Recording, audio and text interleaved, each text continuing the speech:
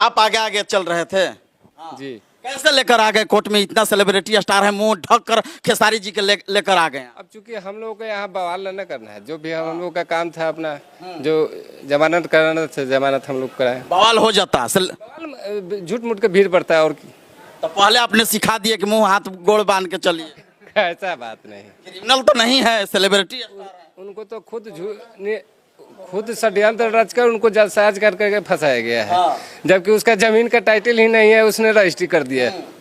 देखिए यही है जो लाइनअप किए हैं, यानी कि खेसारी लाल यादव की एंट्री कोर्ट में यही करवाए थे। आगे आगे चल रहे थे, पीछे पीछे खेसारी लाल यादव, और यही एंट्री करवाने वाले व्यक्ति हैं, यानी इनका सहयोगी हैं। ये मेरे जूनियर हैं अनिल जी, और हम लोग चूँकि इसलिए ज़्यादा इस मामला को गुप्त रखे, चूँकि भीड़ भाड़ ज़्यादा हो जाती, चूँकि